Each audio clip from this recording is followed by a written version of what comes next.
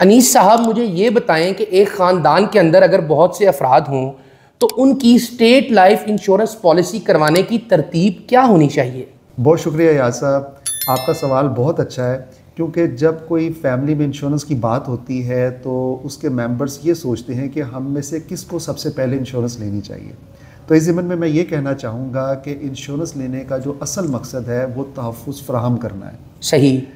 تو جو گھر کا سربراہ ہے اس کی آمدنی کو پروٹیکٹ کرنے کے لیے انشورنس کا لینا بہت ضروری ہے۔ صحیح۔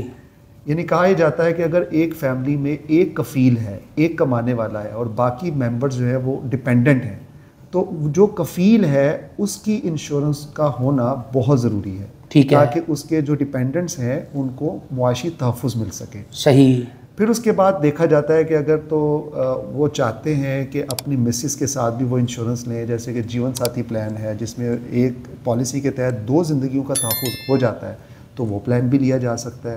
پھر اس کے ساتھ ساتھ بچوں کے بہتر مستقبل کے لیے بھی منصوبہ بندی کی جا سکتی ہے، جیسے بچوں کی اعلیٰ تعلیم، شادی اور ان کے کاروبار کے لیے مستقبل میں رقم کا بندوبست کیا جا سکتا ہے ہمارے چائلڈ ایجوکیشن میرج پلان کے ذریعے۔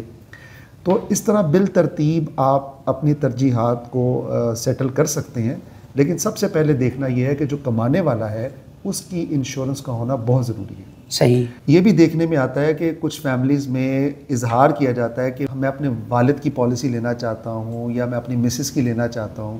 جب ان سے پوچھا جاتا ہے کہ آپ کے والد صاحب کی عمر کیا ہے تو وہ کہتے ہیں 65 سال ہے۔ صحیح۔ آپ کی مسز کی ایج کیا ہے؟ 35 سال ہے۔ آپ کی مسز کیا کام کرتی ہیں؟ وہ ہاؤس وائف ہیں۔ تو اس سینیریو میں ہم انشوریبل نہیں سمجھتے۔ صحیح۔ انشورنس کا اصل مقصد یہ ہے کہ جو کمانے والا ہے اس کی آمدنی کو پروٹیکٹ کیا جائے۔ ٹھیک ہے۔ ہاں، اگر ہسبینڈ کی انشورنس ہے تو اس کے ایکولنٹ اس کی مسز کی بھی ہو سکتی ہے، اس کی فائنینشیل ورتھ کے اوپر۔ صحیح۔ دوسرا سینیریو یہ بھی ہو سکتا ہے کہ اگر آپ کے بہن بھائی چھوٹے ہیں، آپ یہ سمجھتے ہیں کہ ان کے مستقبل میں ان کو اکٹھی رقم میسر آ جائے، تو آپ ان کے لیے بھی پلاننگ کر سکتے ہیں۔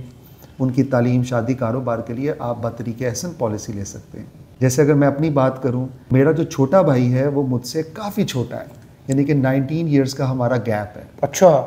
تو 2007 میں جب میں نے پہلی دفعہ پالیسی لی تھی تب اس کی پیدائش ہوئی تھی۔ ٹھیک ہے۔ تو میں نے اس کے بہتر مستقبل کے لیے 2007 میں جو ہے ایک پالیسی لی تھی جس کا نام ہے چائلڈ ایجوکیشن میرج پلان۔ ٹھیک ہے۔ اور آج ماشاءاللہ اس پالیسی کو تقریباً 16 سال ہو گئے۔